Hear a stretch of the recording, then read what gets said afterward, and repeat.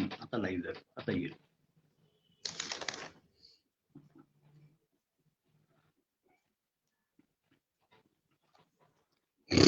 नमस्कार, मैं विवेक कविश्वर आज उपस्थित हूं आदरणीय कुसुम शर्मा जी के जाने माने पटल कमल कुसुम साहित्यिक भक्ति मंच पर, और आज मेरे साथ उपस्थित हैं जाने माने लब्ध प्रतिष्ठित साहित्यकार आदरणीय श्री हरिनाथ शुक्ल हरि जी.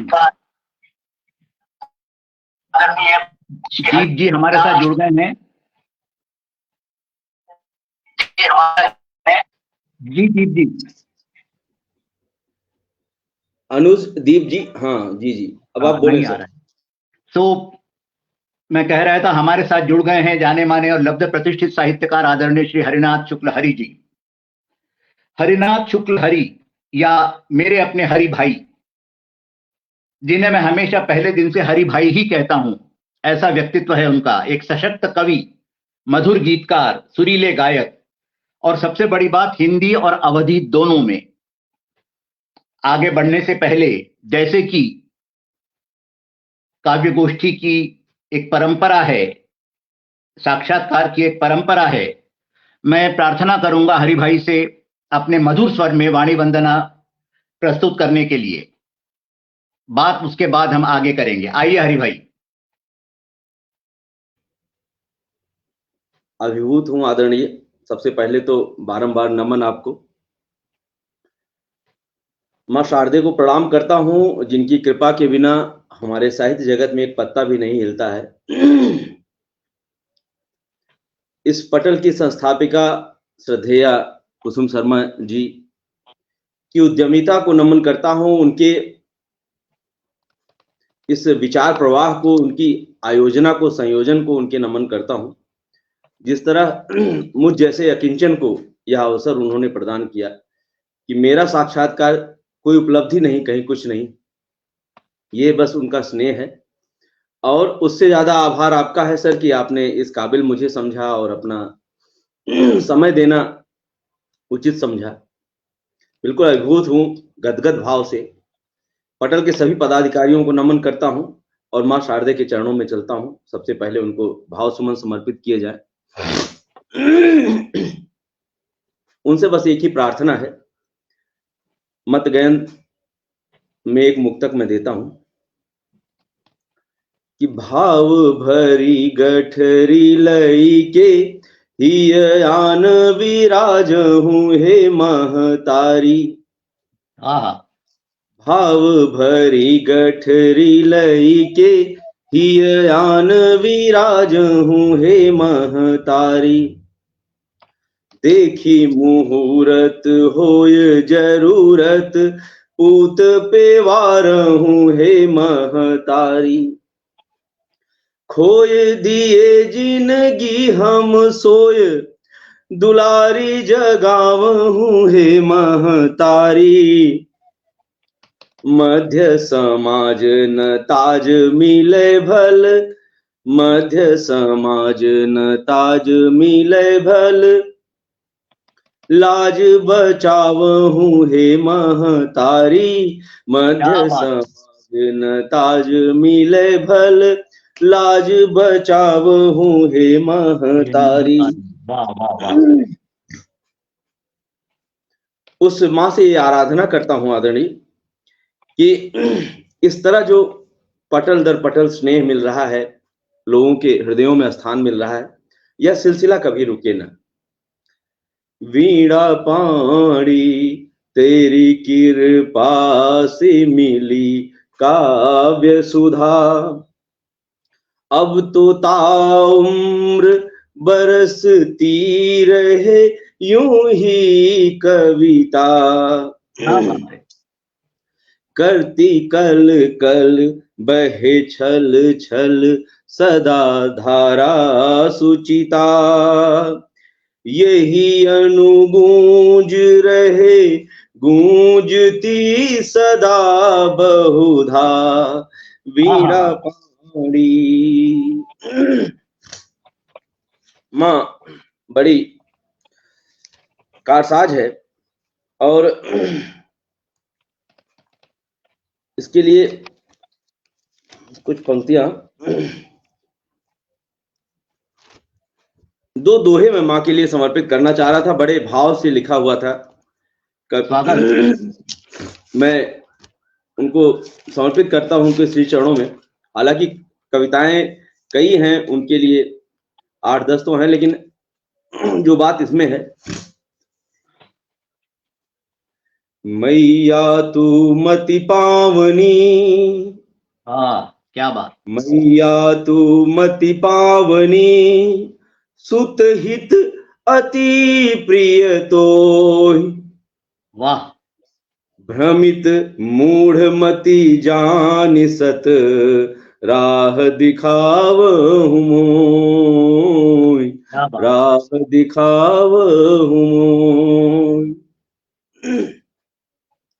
बालक को न विसार दे, बालक को न विसार दे, मातु शारदे मोर,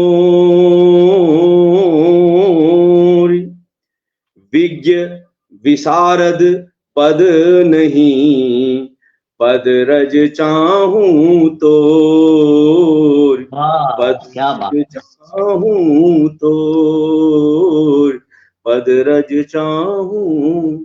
जय मां शारदे, जय मां वीणा पाणी। तो देखा आपने कितना मधुर स्वर, कितनी निश्चल भक्ति और कितनी पवित्र और शुद्ध आवाज। दुलारी जगह हूं ए महतारी और वीणा पाणी तेरी कृपा से मिली काव्य सुधा। वाह, ऐसी वाणी को सरस्वती की कृपा हमेशा मिलती रहेगी। और इतना बड़ा नाम हरि भाई का, फिर भी पांव हमेशा जमीन पर रहे। मैंने जिस किसी से बात की, सबसे एक ही बात सुनी कि हरि भाई की विनम्रता का कोई जवाब नहीं, और ये मैंने स्वयं भी हमेशा महसूस किया। सबसे बड़ी बात देखिए, उनके फेसबुक पटल पर जो उनका वाक्य है, जो उनका कोट है, स्टेटस है, वो कहता है, जो अपनों से मिलती रहेंगी दुआएं तो मंजिल से ज्यादा मजा देंगी राहें। कर्म में, कर्मठता में उनका अडिग विश्वास इन पंक्तियों से साफ नजर आता है। उन्हें मंजिल से ज्यादा रास्ता आनंद देता है, वो फल से ज्यादा कार्य में विश्वास रखते हैं। ऐसे हैं हमारे हरि भाई। अभी हमारे साथ कुछ सुधी श्रोता जुड़ चुके हैं। सभी नाम मुझे नजर नहीं आ रहे हैं। जो जो नाम मुझे नजर आए उनमें से आदरणीय सोहनलाल शर्मा जी हैं, कुसुम शर्मा जी हैं। बहुत नाम हमारे पास फेसबुक यूजर के नाम से आ रहे हैं। सोनिया जी हमारे साथ जुड़ चुकी हैं, आर.के. सिंह हमारे साथ जुड़ चुके हैं। स्वागत है आप सबका, बहुत बहुत धन्यवाद। हरि भाई, जब मैं आपके बारे में पढ़ रहा था तो मैंने देखा सुल्तानपुर से हैं, और आपने सुल्तानपुर और इलाहाबाद से अपनी पढ़ाई लिखाई की, विद्याध्ययन किया, स्नातक, स्नातकोत्तर, बीएड सब किया, और उसके बाद आप दिल्ली आ गए। दिल्ली में काफी आपने नौकरी की और कुछ दिनों के बाद वापस सुल्तानपुर पहुंच गए। एक प्रश्न दिमाग में आता है कि सुल्तानपुर और दिल्ली दोनों की अलग अलग जीवन शैली, दोनों के अलग अलग मापदंड, और जैसे एक पौधे को एकदम से उखाड़कर दूसरी जगह लगाया जाए तो उसे, उस वातावरण को ग्रहण करने में कुछ कठिनाई होती है। आपका क्या अनुभव है? बिल्कुल ठीक कहा श्रद्धेय आपने। सूरदास जी का एक पद था, मुझे याद तो नहीं आ रहा है, जैसे उड़ जहाज को पंछी पुन जहाज पर आवे। उसकी पहली पंक्ति मुझे भूल रही है। तो अपनी जड़ों से जुड़ना एक अलग ही उसका अनुभव होता है, एक अलग उसका आनंद होता है।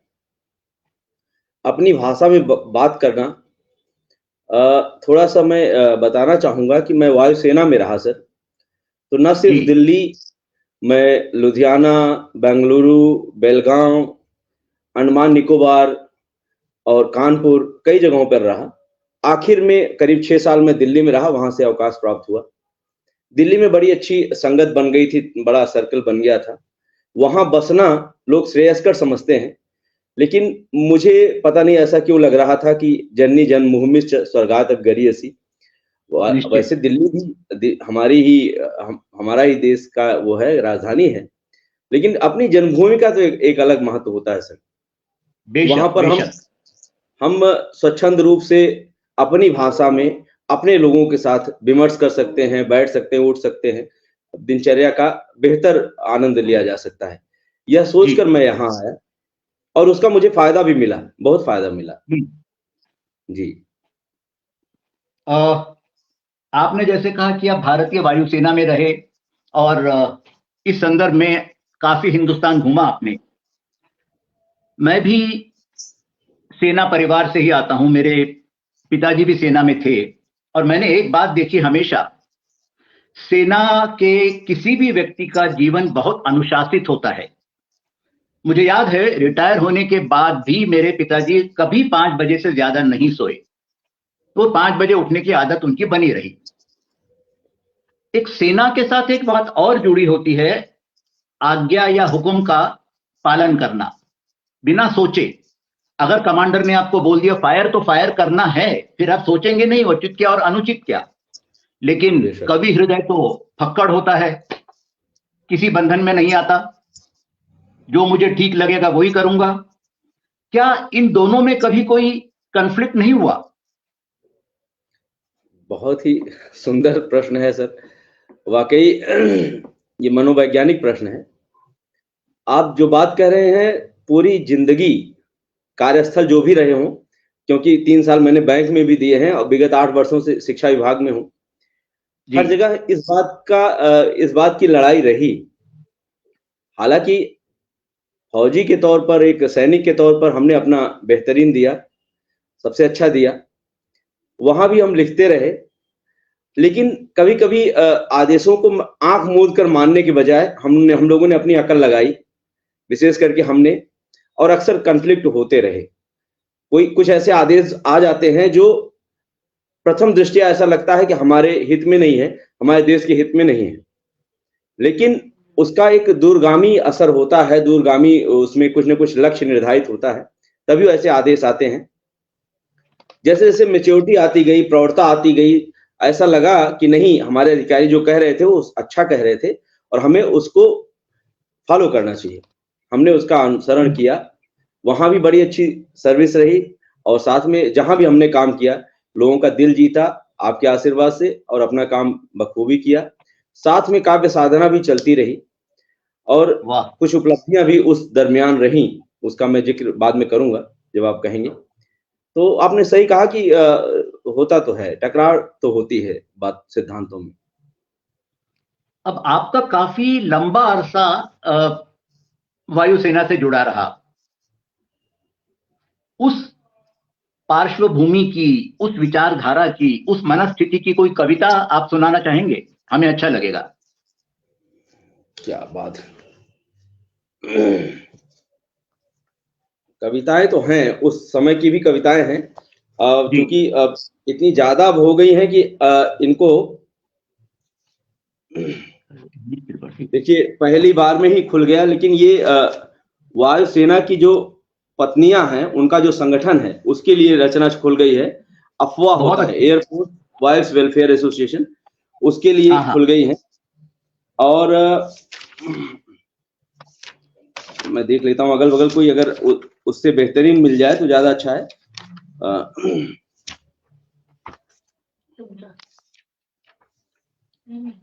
चलिए, कोई बात नहीं, हमारी रीढ़ होती है, हमारी जो पत्नियां होती हैं, हमारा परिवार सजाती हैं, हमें संभालती हैं और हम देश को संभालते हैं। तो इसलिए अगर उनकी रचना पहले खुल गई है, अगर आप कहें तो मैं इसे समर्पित करूं। वायुसेना के दरमियान लिखा गया था। कुछ ऐसा था सर जी कि जैसे जीवन का प्राण वायु है, जैसे जीवन का प्राण वायु है, तुम वायु शक्ति की प्राण वायु हो। वाह वाह। जैसे जीवन का प्राण वायु है, तुम वायु शक्ति की प्राण वायु हो। हम सबकी यह शुभेच्छा है, वायु शक्ति संगिनी संस्था दीर्घायु हो, दीर्घायु हो, दीर्घायु। क्या बात है, क्या बात है। ये अफवाह संगठन के लिए मैंने लिखा था और इसे कमांड स्तर पर इसे पुरस्कृत भी किया गया था, वहां की पत्रिकाओं में राष्ट्र स्तर पे अच्छा। इसे छापा गया था। वाह। तो तव पोषण दिग्दर्शन से ही नारी जीवन सफल हुआ है, ये मुझे लगता है 95-96 की रचना है।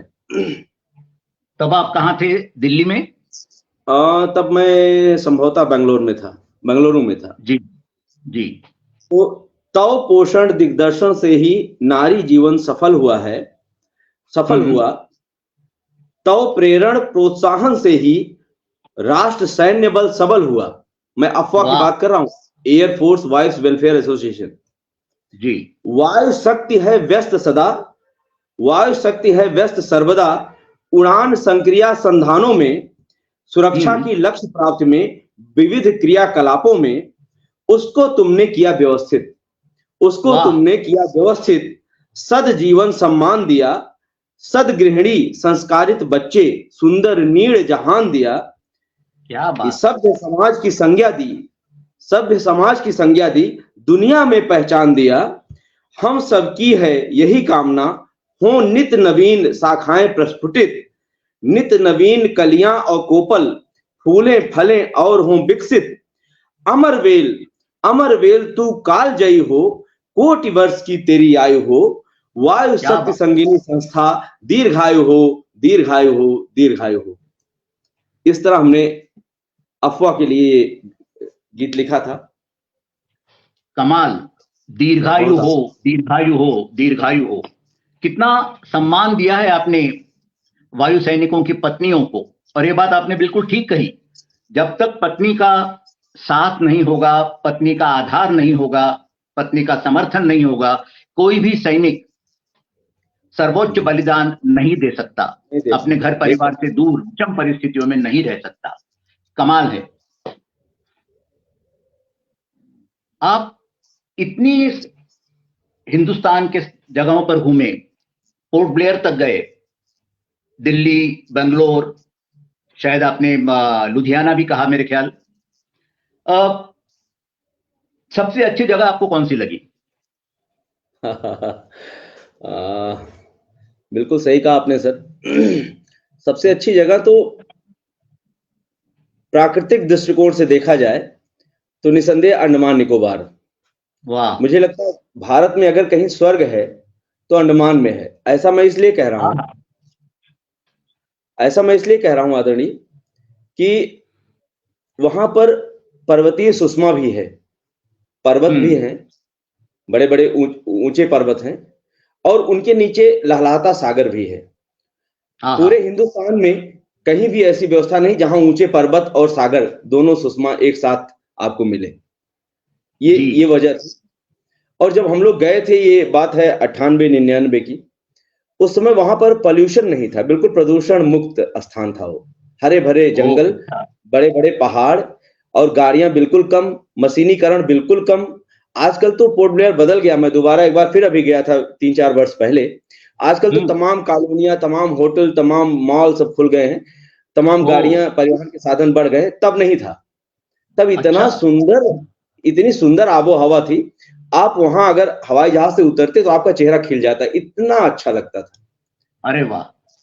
तो अंडमान का तो कोई जवाब ही नहीं है।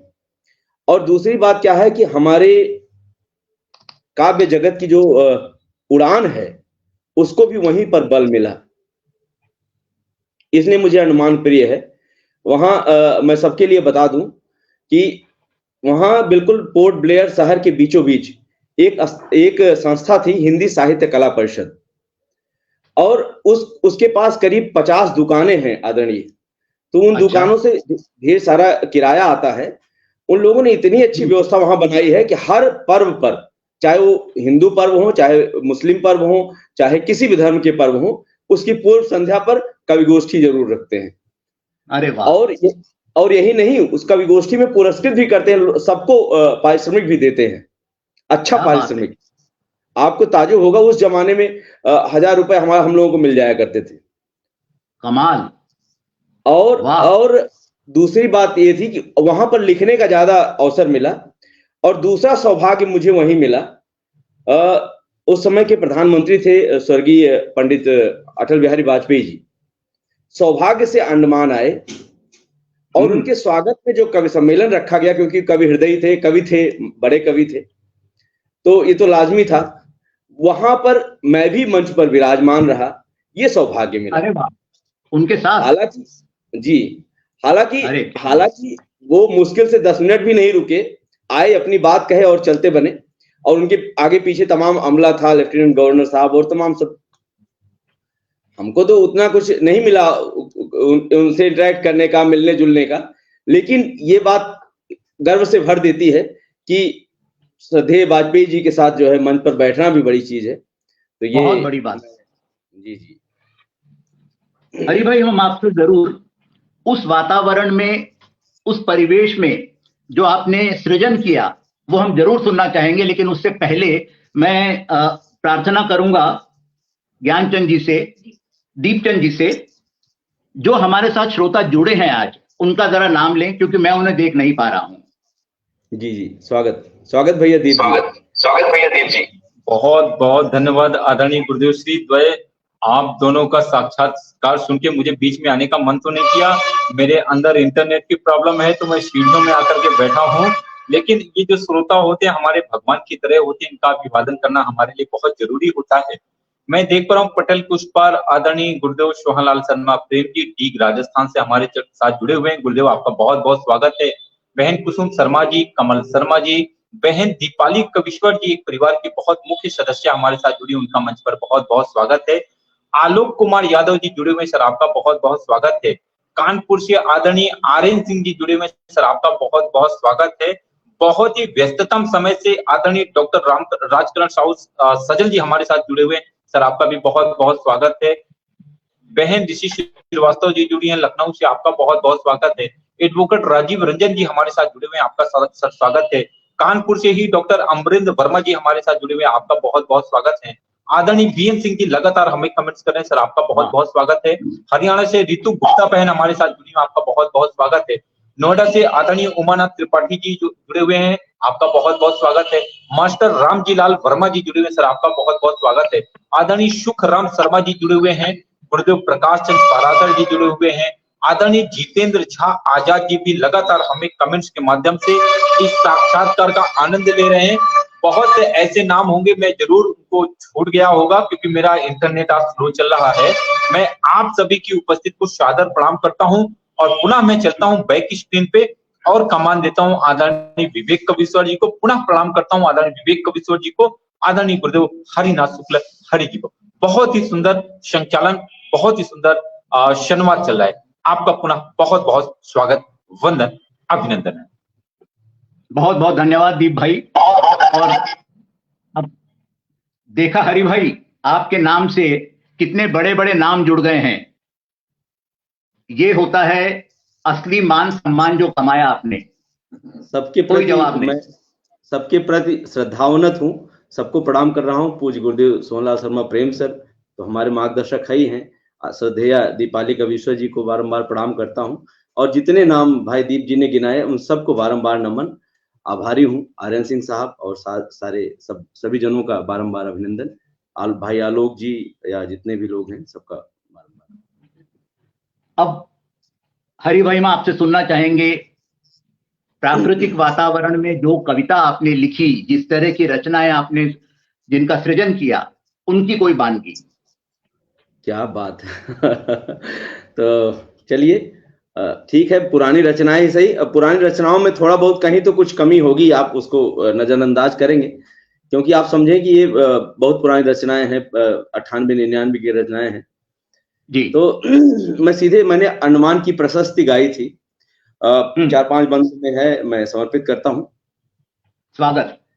अंडमान की धरती ये महान है धरती, अंडमान की धरती ये महान है धरती, हर सांस मेरी गुणगान है करती, अंडमान की धरती ये महान है धरती। वाह वाह वाह। क्यों खास क्यों है, आप देखें, आपके रोंगटे खड़े हो जाएंगे सर। जरूर। माता के सपूत राष्ट्र प्रेम अभिभूत, कभी कोड़े खाते आए आजादी के अग्रदूत, माता के सपूत राष्ट्र प्रेम अभिभूत, कभी कूड़े खाते आए आजादी के अग्रदूत। साक्षी घर फांसी वाला सेलुलर जेल का, साक्षी घर फांसी वाला सेलुलर जेल का, ईंट ईंट चीखे बंदे मातरम सूत्र, प्यारे ईंट ईंट चीखे बंदे मातरम सूत्र।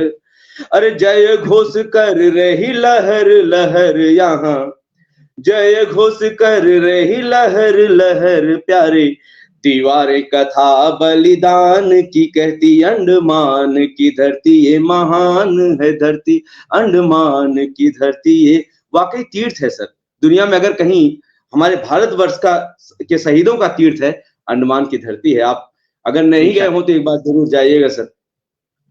सबसे निवेदन करना चाहता हूं कि पर्वतीय सागरीय सुषमा बिलसती, कहां और एक ठौर भारत में बसती। पर्वतीय सागरीय सुषमा बिलसती, कहां और एक ठौर भारत में बसती। अरे हिंद महासिंधु नीला पल्लू माता भारती का, हिंद महासिंधु नीला पल्लू माता भारती का, जिसमें द्वीप श्रेणी टके मोतियों से सजती। 500 से ज्यादा द्वीप हैं, जिसमें द्वीप श्रेणी टके मोतियों से सजती।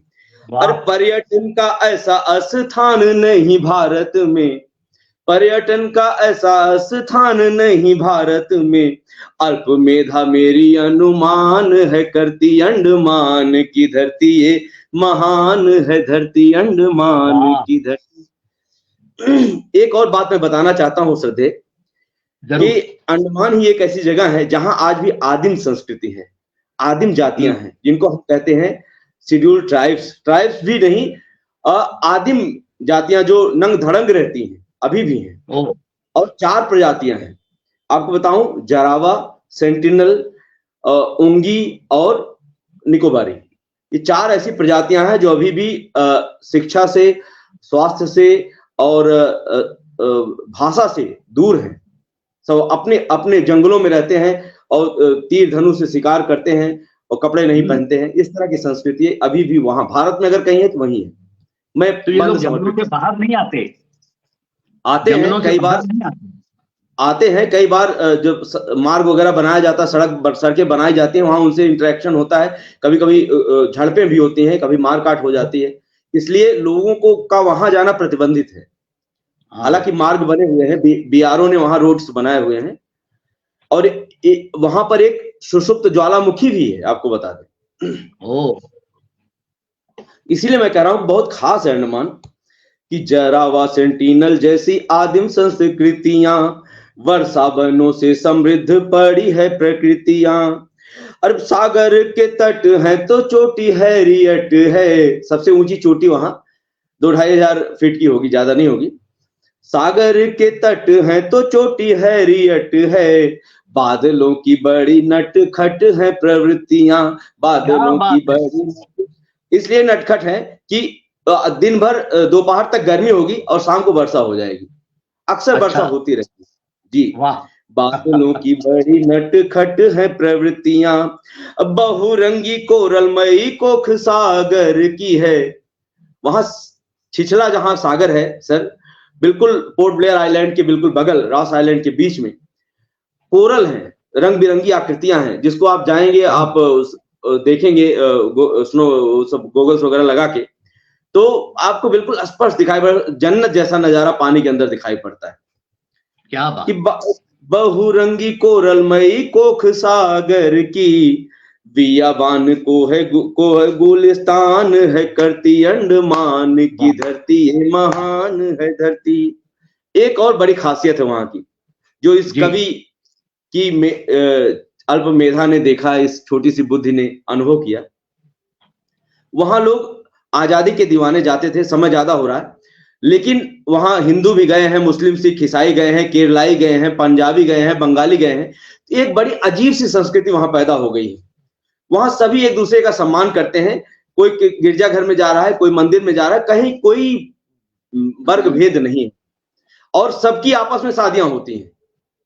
तब मैंने लिखा जी, खसम जो हिंदू हैं तो मुस्लिम लुगाई यहाँ, असम जो हिंदू हैं तो मुस्लिम लुगाई यहाँ, बाप तो सिख है पर बेटा है ईसाई यहाँ, भैया है बिहारी पर भाभी केरलाई यहाँ, भैया है बिहारी पर भाभी केरलाई यहाँ, कोई नहीं करता है किसी की हंसाई यहाँ। धर्म जाति, एक और खूबसूरत बात देखें कि धर्म जाति क्षेत्र निरपेक्ष है समाज यहाँ, धर्म जाति क्षेत्र निरपेक्ष है समाज यहाँ, राष्ट्र कल्पना को मूर्तिमान है करती अंडमान की धरती, ये महान है धरती। वहां ऐसा लगता है मिनी इंडिया है साहब, जैसे हम भारत में कहते हैं हिंदू मुस्लिम सिख ईसाई एक साथ रहें, यहाँ रहते नहीं है साथ, कहीं मोहल्ला मुस्लिमों का है, कहीं मोहल्ला हिंदुओं का है, लेकिन वहां ऐसा नहीं है, हर गली में आपको सभी मिलेंगे, और वो स्नेह वो सौहार्द, क्या कहना। आखिरी बंद में समर्पित करता हूँ, नहीं जाने दीजिए, बस यही इतने पर मैं विराम करता हूँ। कविता तो बड़ी है, बारंबार प्रणाम करता हूँ। ये अंडमान है मेरी नजरों में सबसे खूबसूरत स्थान। बेशक, और आज आपने हमें अंडमान के यहाँ बैठे बैठे दर्शन करवा दिए। बहुत अच्छी बात कही आपने। अंडमान एक मिनी हिंदुस्तान है जहाँ सभी हमारे जितने भी कल्चर हैं वो एक दूसरे से घुल मिल गए हैं और सब लोग प्रेम से रहते हैं। और मेरे ख्याल सेना का तो ये नियम भी है, मंदिर मस्जिद गुरुद्वारा चर्च सब एक ही जगह बनाए जाते हैं। जी बिल्कुल, बहुत सुंदर। अब मैं थोड़ा सा एक बात आपसे जानना चाहूंगा, आप अध्यापक भी रह चुके हैं या बल्कि हैं, आजकल अभी आप अध्यापन में ही हैं। विद्यालयों में जो आजकल अनुशासनहीनता छात्रों में है और जिस तरह से उनकी आंखों में शिक्षकों के प्रति एक रोष नजर आता है आजकल, मैं हो सकता है आपके उधर ना हो, मैं महानगरों की बात कर रहा हूं, ये आपने भी कभी ना कभी जरूर अनुभव किया होगा। क्या इससे कोई रचना जन्मी या कोई छंद जन्मा या कोई दोहा जन्मा?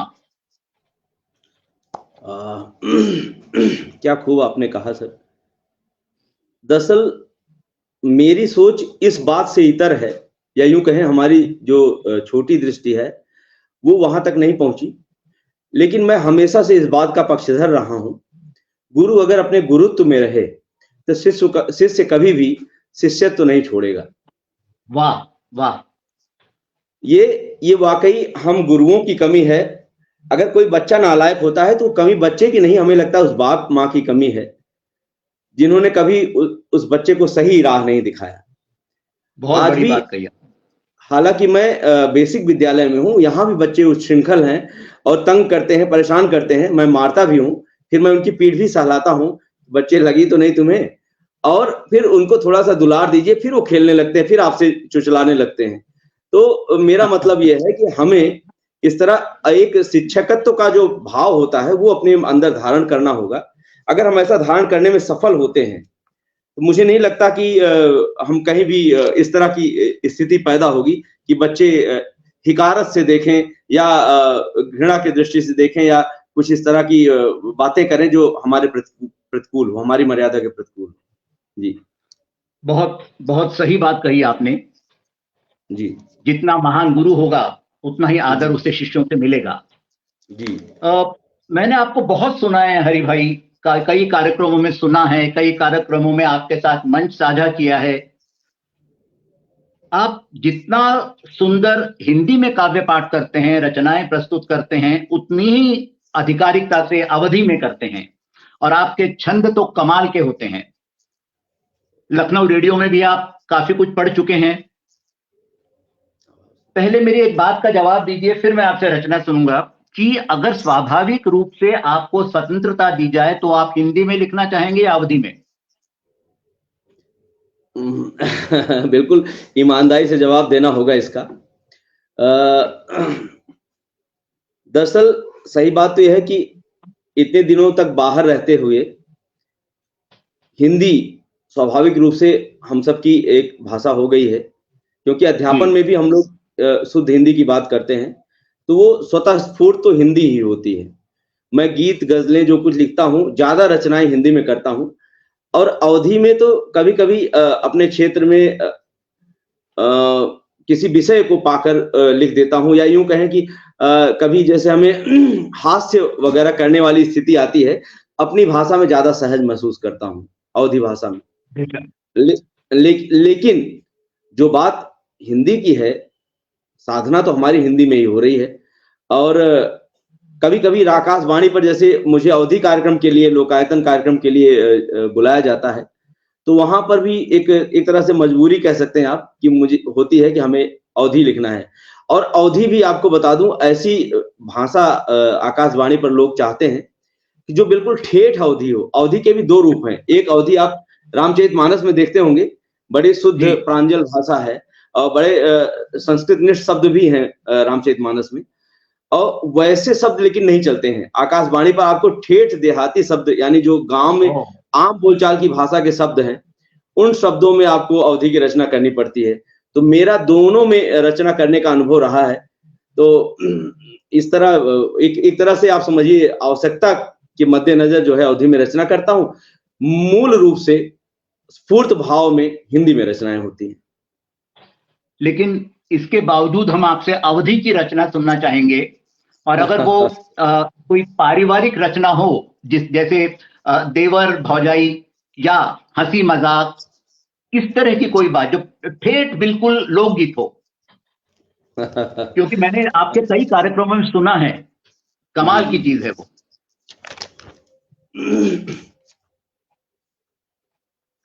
एक देवर भौजाई का तो नहीं मिलेगा, वो भी मिलेगा, ढूंढना पड़ेगा सर, क्योंकि मैं नंबर लिख के नहीं रखा हूं किस पेज पे होगा, सारे पन्ने पलटने से बेहतर है। एक सामने रचना आ गई है जी, एक सामने रचना आ गई है। ये है, अभी हमने आकाशवाणी के लिए ही लिखा था और बड़ी लोगों ने पसंद किया इसे, मैं इसे सुनाता हूं। दरअसल ये जो सकारात्मक बदलाव हुए हैं सरकारी योजनाओं से, जैसे जो 3-4 महीने पर एक बार सरकार खाते में 2000 रुपए किसान सम्मान निधि डालती है, उससे समाज में वाकई बदलाव आया है। कैसा बदलाव आया है वो मैं इससे अपनी रचना से इंगित करना चाहता हूं। बड़ी सकारात्मक रचना है, आप सब इसका आनंद लें, और थोड़ा सा दिल को छूने वाला, गुदगुदाने वाली भी है। जो अवधी जानते होंगे उनको मजा आएगा। कि राशन मिले लाग हर माह सुखी सब गमई होई गए, राशन मिले लाग हर माह सुखी सब गमई होई गए, धनई का मनई होई गए ना। अब आप देखें यहाँ मनई शब्द जो है मानव, लेकिन कहा जाता है कि गरीब जो है मानव तब तक नहीं होता जब तक वो ढंग से खाने पीने न लगे। यहाँ मनई का तात्पर्य दूसरा है। मनई एक ऐसा शब्द है जिसके कई अर्थ निकलते हैं सर, कई प्रयोग के आधार पर। आपको इसी में मिलेगा, इसी रचना में मिलेगा। धनई का मनई होई गे ना, पहले खटी खटी मरे न पावे, खाए भरे कै दाना। कुछ ऐसे भूमिहीन लोग हैं जो दूसरों के खेतों में काम करते हैं, लेकिन उनका पेट कभी भरता नहीं, उनके बर्तन हमेशा खाली ही रहते हैं। पहले खटी खटी मरे न पावे, खाए भरे कै दाना, बिसुकी जाए जाओ गाय भाई ना, घ्यू गोरस का ठिकाना। अगर उनकी गैया अगर बिसुक जाती है, यानी दूध देना बंद कर देती है, तो उनको घी दूध कुछ भी नहीं मिलता है।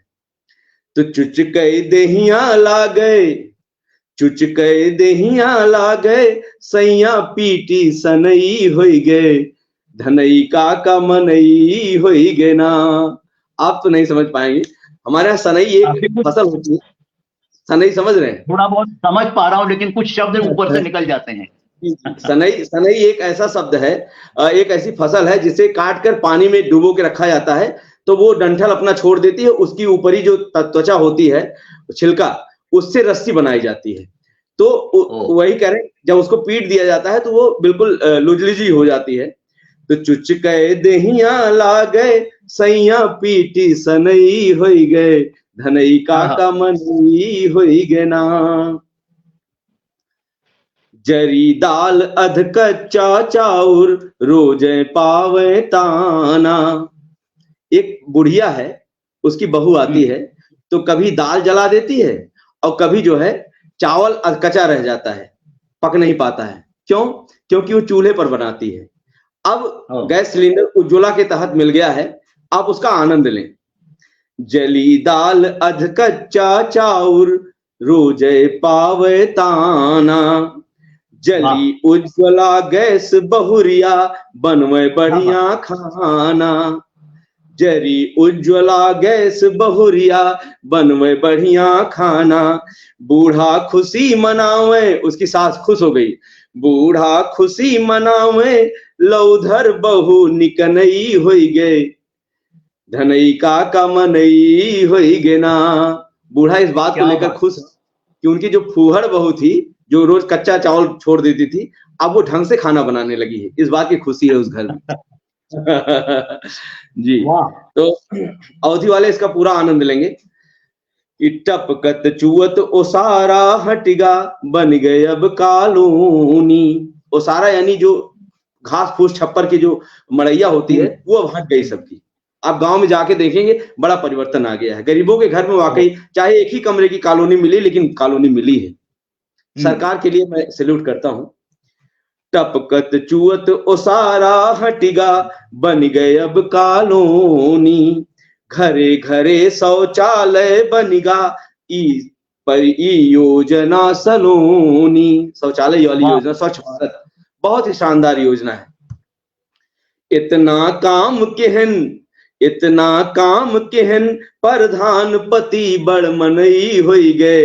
यहाँ व्यंग है कि प्रधान का जो पति है, प्रधान अक्सर महिला होती हैं, उनका पति जो है इतना काम कराया लोगों से कमीशन ले लेकर कि वो बड़मनी हो गया, अच्छे धनी आदमी हो गया। इतना काम केहन, प्रधानपति बड़मनई होई गए, धनई का मनई होई गए ना। खाद पांस बिन हाथ पसारे, सबके आगे काका। अक्सर जब खाद डालने का समय होता था तो काका के पास कर्ज मांगने के अलावा और कोई रास्ता नहीं था। लेकिन अब हर 3 महीने पर 2000 रुपए खाते में आ जाते हैं, उससे ज्यादा की आवश्यकता भी नहीं।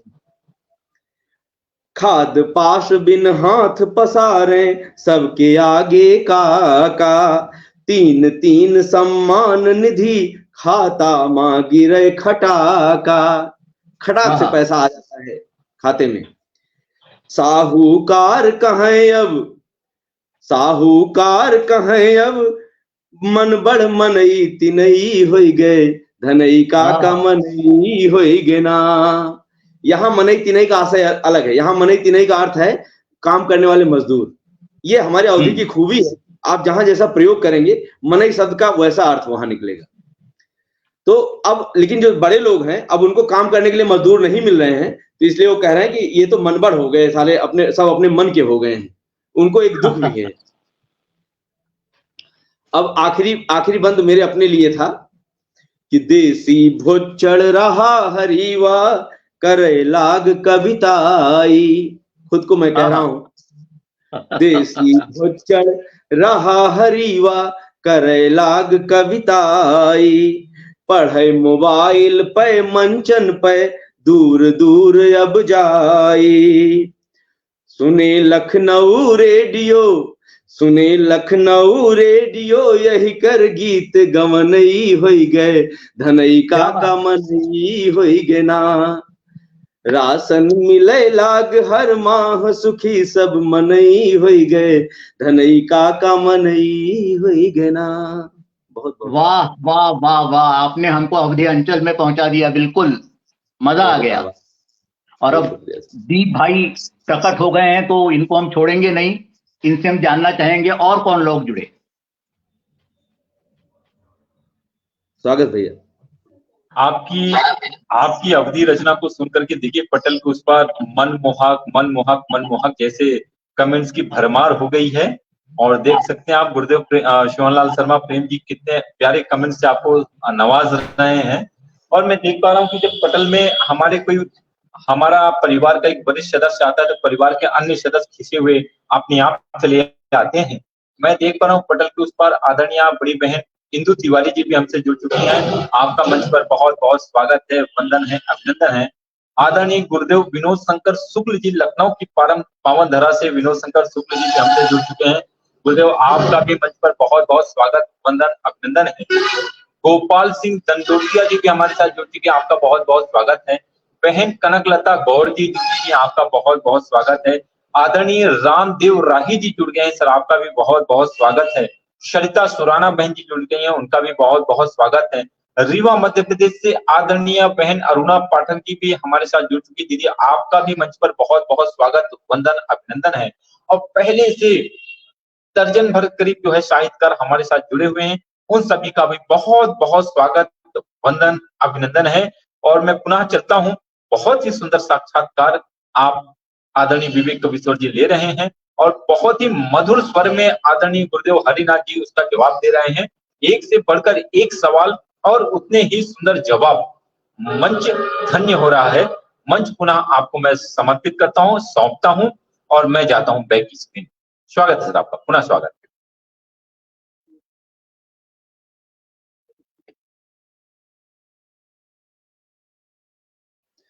सर आपका माइक म्यूट है सर आपका। जी जी जी जी। अक्सर कहा जाता है वियोगी होगा पहला कवि, आह से निकली होगी तान।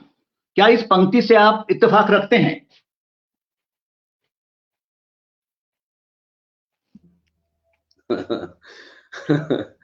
जी,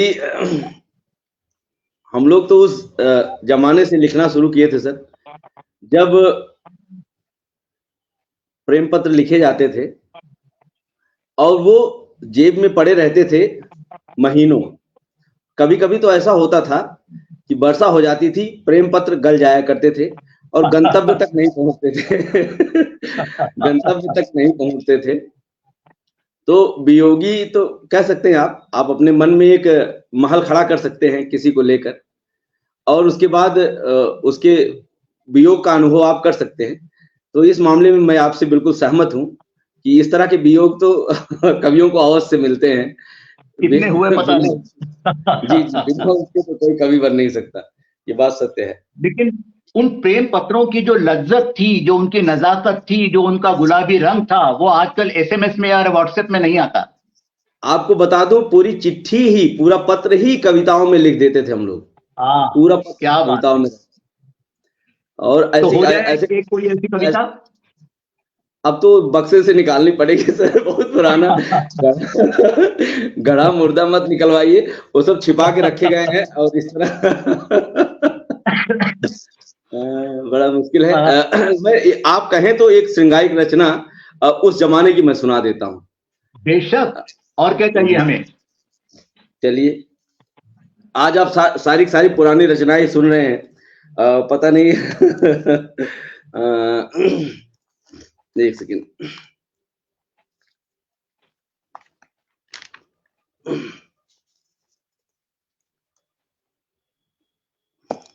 चलिए, ये सौभाग्य हमारा कि आप जैसा सुधी साक्षात्कारकर्ता आज मुझे अपने स्नेह से अवसिंचित कर रहा है और इतने मनोवैज्ञानिक प्रश्न आप कर रहे हैं सर।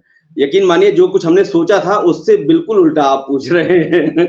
और ये कुछ लोगों को ऐसा लग रहा होगा कि लोग पहले से ही प्रश्न उत्तर सेट करके आते हैं, ऐसा आज कुछ भी नहीं है, सबको मैं बता दूं। और मैं बिल्कुल अभिभूत हूं इन प्रश्नों को पाकर। बहुत ही जो है अच्छे प्रश्न, और मैं शायद उतने अच्छे जवाब नहीं दे पा रहा हूं, लेकिन मैं आप बहुत अच्छे जवाब दे रहे हैं। आप मेरे ज्ञान में जितनी वृद्धि कर रहे हैं मैं ही जानता हूं। अरे सर, नमन करता हूं आपको, आपकी विनम्रता को। एक बहुत मीठी सी गजल है, मैं सुना देता हूं। जी जी। जब इतने लंबे वियोग के बाद कोई मिलता है तो लगता है जैसे रेगिस्तान में वर्षा हुई हो। और सीधे सीधे उस गजल पे मैं आता हूं कि मिल गया मुझे कोई, मिल गया मुझे कोई हिज्र के महीने में, मिल गया मुझे कोई हिज्र के महीने में। क्या बात। मिल गया मुझे कोई हिज्र के महीने में, जी कहे छुपा लूं मैं उनको अपने सीने में, जी कहे छुपा लूं मैं। कि ढूंढता रहा जिसको सहरा में गुलिस्तां में, ढूंढता रहा जिसको सहरा में गुलिस्तां में, वो खुदा मिला मुझको, वो खुदा मिला मुझको आज इस मदीने में, वो खुदा मिला मुझको। मदीना कुछ और नहीं, अपनी ससुराल मान सकते हैं आप। वो खुदा मिला मुझको आज इस मदीने में, हुस्न का खजाना है शोख दिल की मलिका है, वाह, हुस्न का खजाना है शोख दिल की मलिका है, आ रहा मजा मुझको, आ रहा मजा मुझको उसके साथ जीने में, कहे छुपा लूं मैं। उसकी बातें घुलती हैं कान में शहद जैसी, बात उसकी घुलती है कान में शहद जैसी, आंख का नशा उसका लाजवाब पीने में, आंख का नशा उसका। और बड़ा ताजुब ये होता है सर, उस जमाने मुझे बाहर का पता नहीं था, बाहर तो अभी 1 साल पहले मैं जान सका हूँ, 1.5 साल पहले। ये अपने आप ही बाहर में लिखी गई थी, बस गुनगुना कर लिखी गई थी। भावनाओं का प्रवाह आप देखें कि छल का प्यार आंखों से,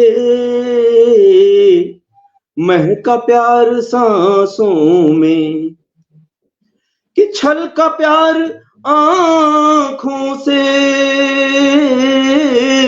महका प्यार सांसों में, छल का प्यार आंखों से, महका प्यार सांसों में, खुशबुए वफा देखो,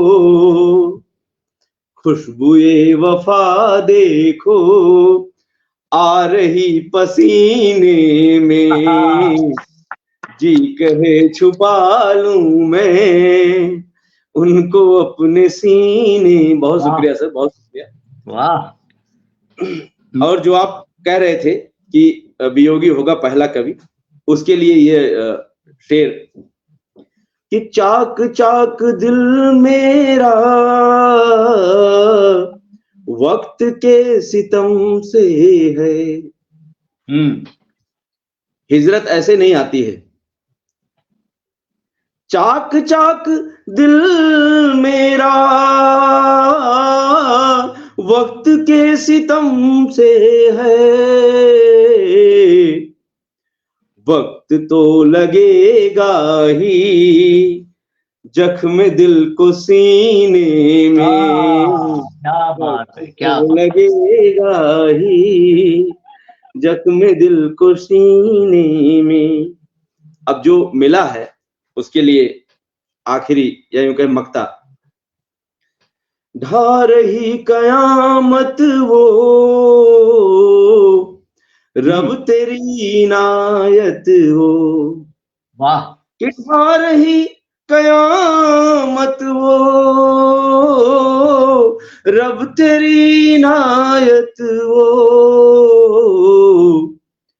कोहिनूर पाया हरी अरे वाह, कोहे नूर पाया हरि इस हंसी नगीने में, जी कहे छुपा लूं मैं उनको अपने सीने में, मिल गया मुझे कोई हिज्र के महीने में। बहुत क्या बात है, क्या बात है। मैं भी अक्सर श्रृंगार लिखता हूं, लेकिन आज आपके श्रृंगार ने लाजवाब कर दिया, कमाल।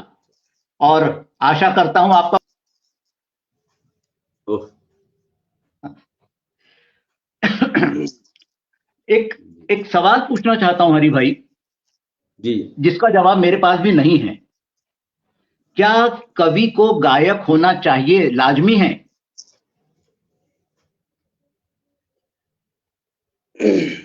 देखिए सर, दो बातें हैं। सही बात तो यह है कि कवि को गायक नहीं होना चाहिए। जो बात लिखने में है वो गायन में नहीं है। आप यूं समझें कि जब तुलसीदास जी लिख रहे थे उसी समय बैजू बावरा, तानसेन जैसे तमाम गायक थे। आज उनकी राग कहाँ है? क्या आम जन इस बात से वाकिफ है कि बैजू बावरा ने क्या गाया था उसको सुन सके, तानसेन ने क्या गाया था उसको सुन सके? तो मेरा मानना यह है कि जो कागज पर अमिट छाप छोड़ जाते हैं कवि, कलमकार, लेखक, वो अपने में अद्वितीय है, उसका कोई सानी नहीं है।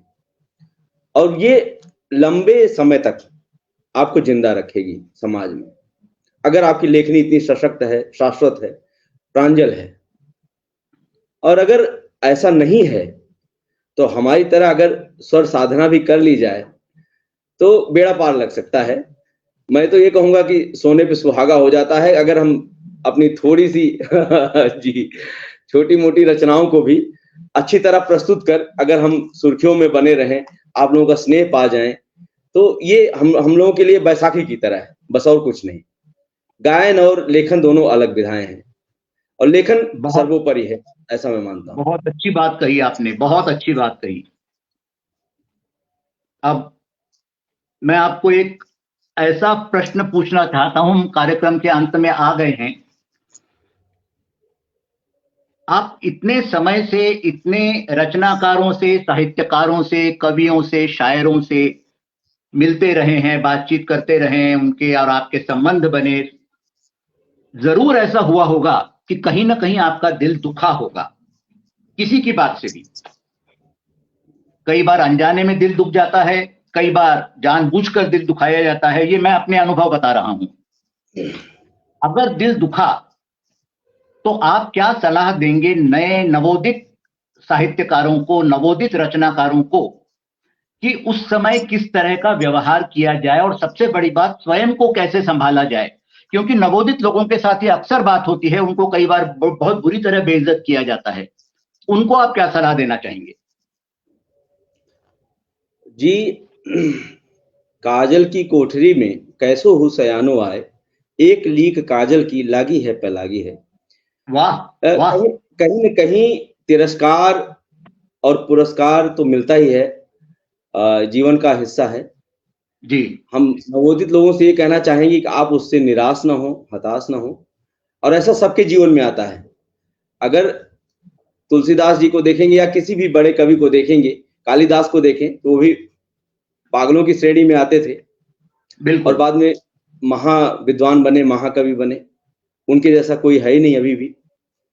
तो हमें लगता है कि इस बात को हमें सकारात्मक लेना चाहिए। अगर हमें कहीं इस तरह का तिरस्कार मिल रहा है उसका भी आनंद लेना चाहिए। वो भी एक तरह से हमें सबक सिखाने के लिए होता है।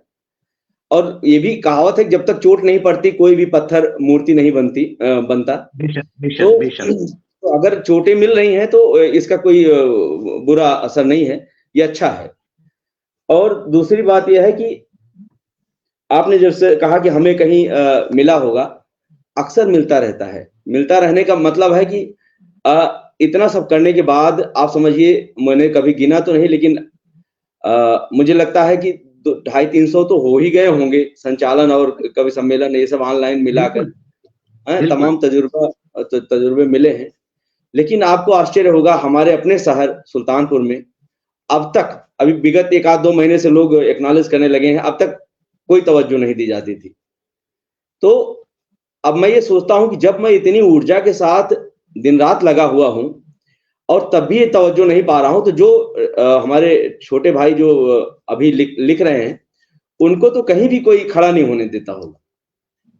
ये कष्ट तो होता है।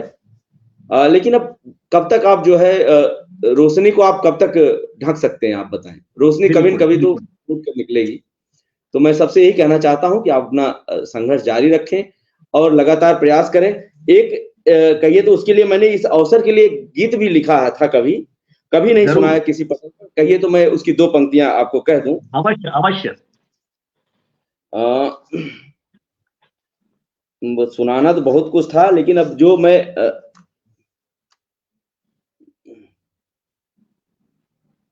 हम आपके कम से कम 2-3 छंद भी सुनना चाहेंगे, क्योंकि छंदों की तो मास्टरी है आपकी। जी जी जी, मैं बिल्कुल सुनाऊंगा सर।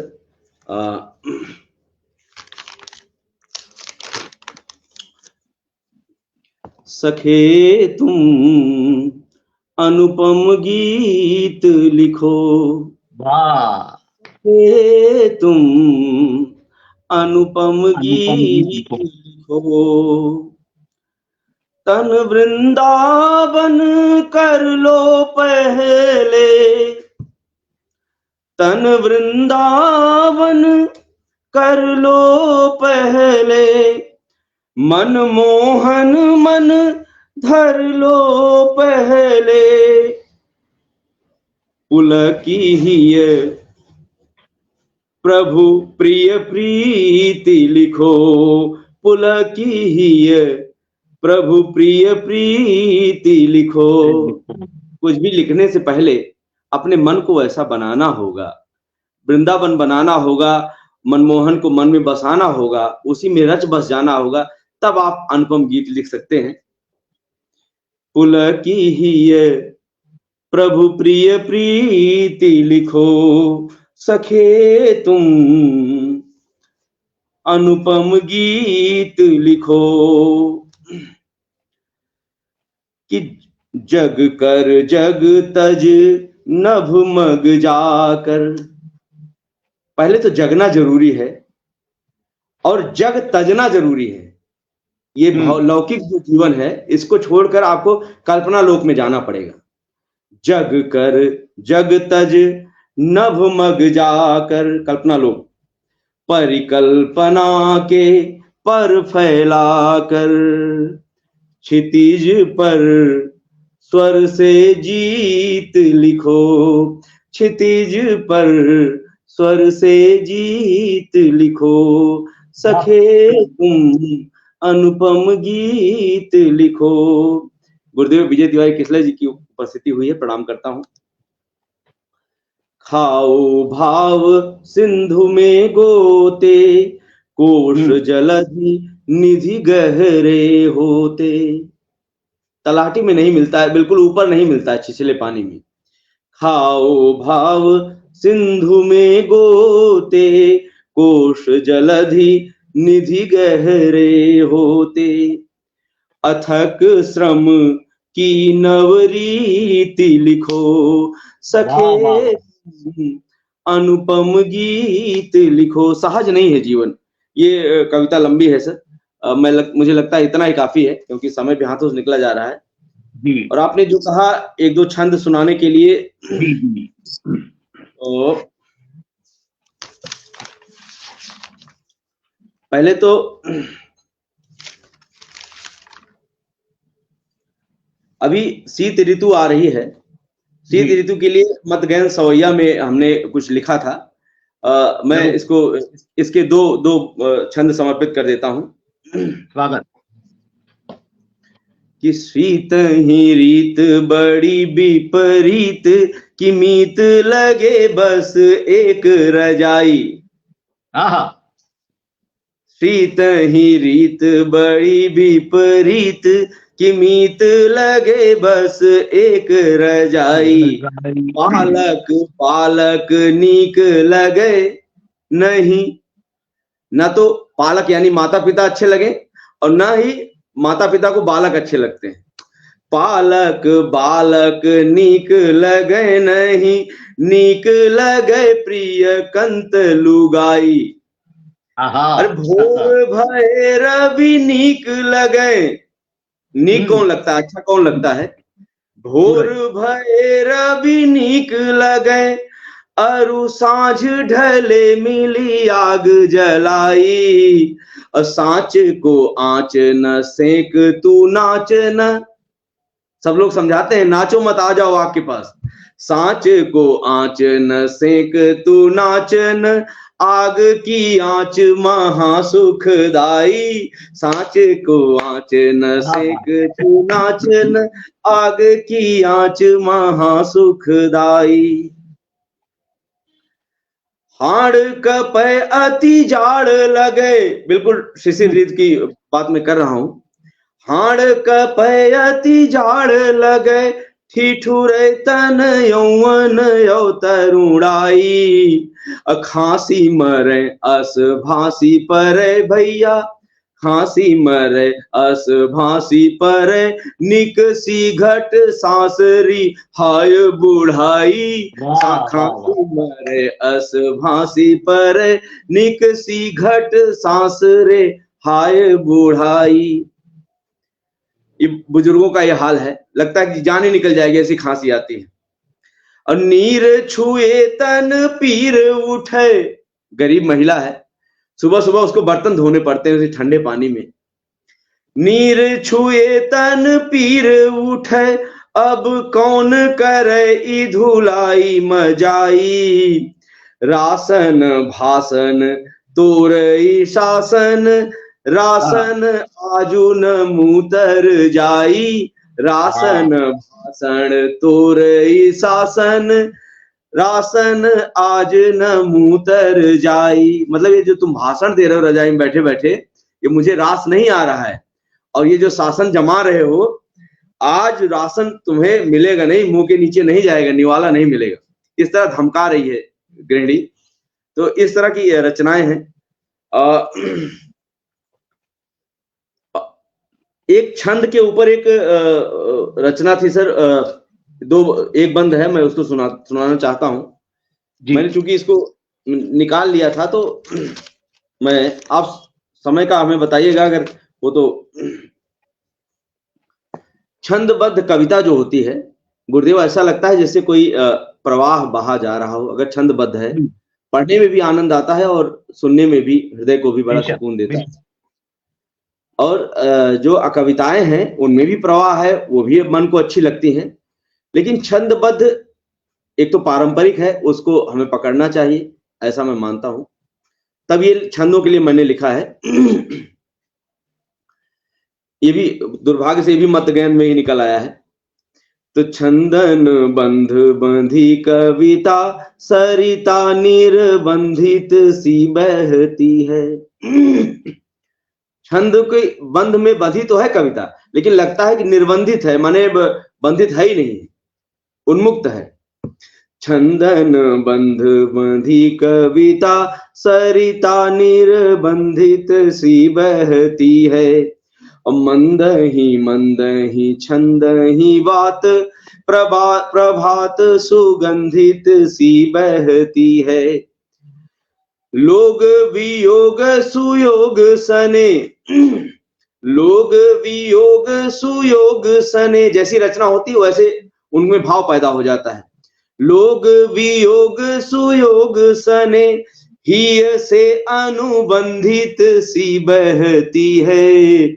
और मेटत क्लेश समेटत कलमस, गंग तरंगित सी बहती है। मेटत क्लेश समेटत कलमस, गंग तरंगित सी बहती है। वाह वाह, अवगाहन भी अवगाहन से, ऐसे छंदों की जो सरिता बहती है, तो जो पत्थर हृदय होते हैं वो भी द्रवित हो जाते हैं, वो भी बह चलते हैं। कैसे? पाहन भी अवगाहन से तरी जात नहात नदी कविता की। अहोत प्रफुल्लित गात दिखे कली का जल जात कभी कविता की। होत प्रफुल्लित गात दिखे कली का जल जात कभी कविता सी।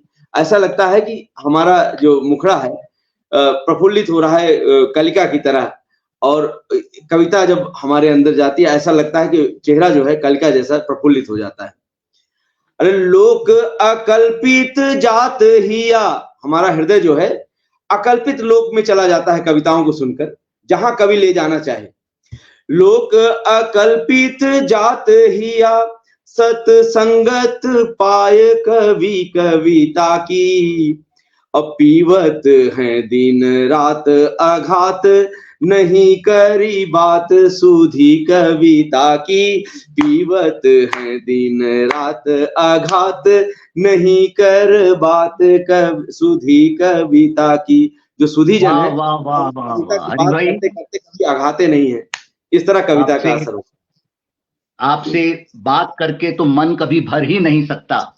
और आज आपके व्यक्तित्व के, आपके लेखन के, आपके अंतर्मन के इतने नए आयाम हमने देखे और सब दर्शकों ने देखे कि आपका एक नया रूप उनके सामने आ गया।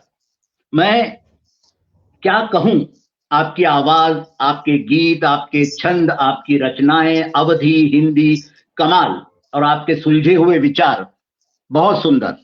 मैं बहुत बहुत आभार व्यक्त करता हूं कमल कुसुम साहित्यिक भक्ति मंच का, जो उन्होंने मुझे इतना अच्छा मौका दिया, स्वर्णिम मौका दिया एक इतने विद्वान से बात करने का। और आज जो मुझे 1.25 घंटा मिला है, काश आगे भी मिले और कभी आपसे मुलाकात हो, ये दिली इच्छा है। मैं आपके बहुत बहुत आभार व्यक्त करता हूं, बहुत बहुत धन्यवाद देता हूं आपको इतनी देर मुझसे बात करने के लिए। और आदरणीय हिमाकत कर रहा हूं।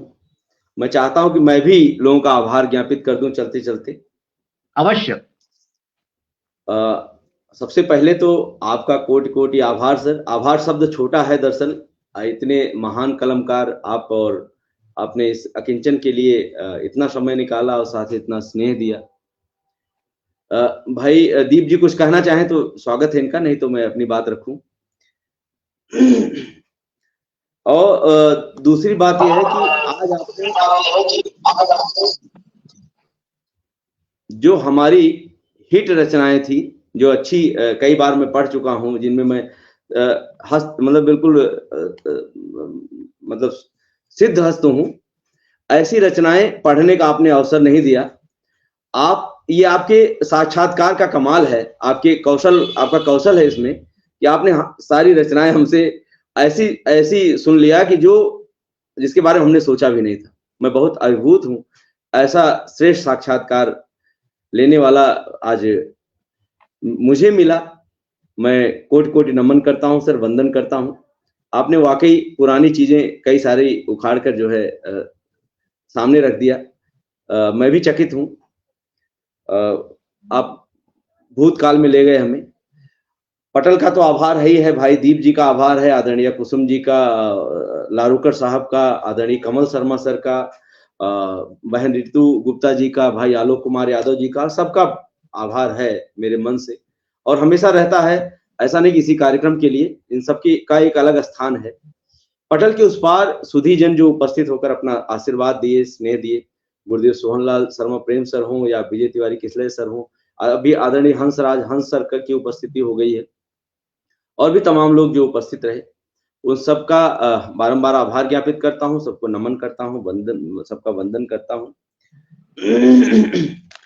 और चलते चलते एक बंद कहकर फिर अपनी वाणी को विराम दे देता हूं। एक मुक्तक दे देता हूं इन लोगों के स्नेह को। स्नेह की धूप बस रहे मिलती। क्या बात है, वाह। इन सर्दियों में स्नेह बहुत आवश्यक होता है, धूप बहुत आवश्यक होती है।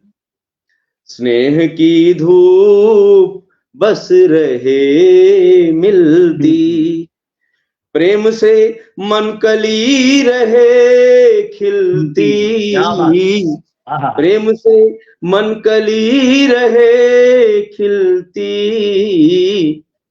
और क्या मांगू ऐ खुदा तुझसे, और क्या मांगू ऐ खुदा तुझसे, जिंदगी ऐसे ही रहे चलती, जिंदगी आमीन, आमीन, ऐसा ही हो रहे।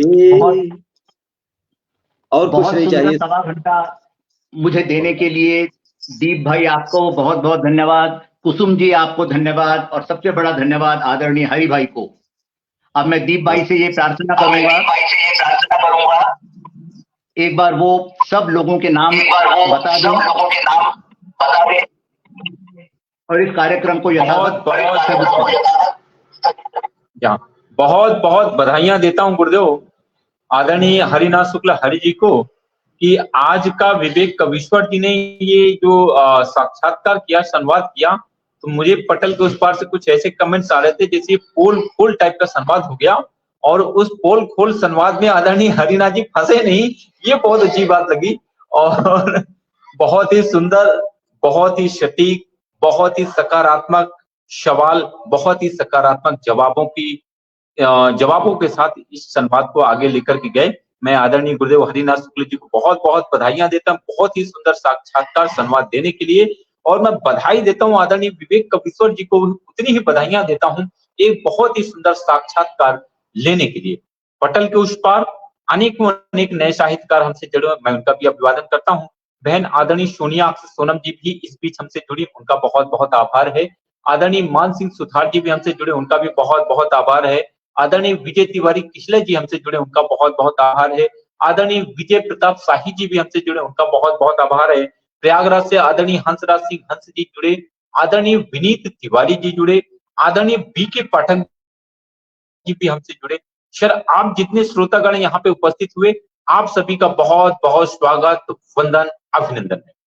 और मैं आप दोनों का आभार व्यक्त करते हुए सूचना प्रेषित करता हूं, अगले सप्ताह दिनांक 13 संभवतः अगले बुधवार को, मैं ऐसा कहता हूं, दिनांक बाद में देखते हैं, अगले बुधवार को हम एक अंतरराष्ट्रीय एक ऐसी श्रेष्ठ नारी शक्ति को साक्षात्कार के लिए लेकर के आ रहे हैं जिन्होंने हिंदी साहित्य की पताका विदेशों में फहरा रही हैं जी। उनको हम बड़े स्नेह के साथ कहते हैं बहन संगीता चौबे पंखुड़ी जी।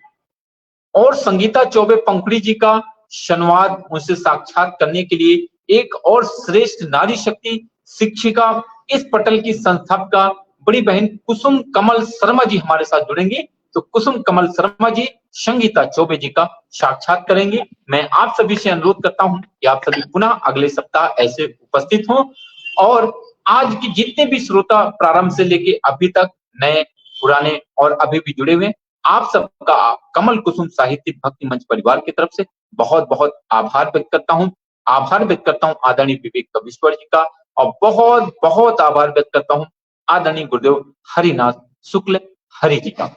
इसी के साथ मैं अनुरोध करूंगा आदरणीय गुरुदेव हरिनाथ शुक्ल जी से कि आज के इस साक्षात्कार के विराम की घोषणा आप स्वयं करें, और मिलेंगे अगले बुधवार। गुरुदेव हरि जी। बहुत बहुत बहुत शुक्रिया। अनूप जी, कृपया आप लोग माइक म्यूट कर दें अपना, तब मैं कुछ कहूँ जी। दरअसल आपने मुझे अधिकार तो दिया है, लेकिन चूंकि हमसे श्रेष्ठ वरिष्ठ हमारे सम्माननीय उपस्थित हैं, तो मैं अपनी तरफ से इनसे निवेदन कर रहा हूं कि आज के विराम की घोषणा करें।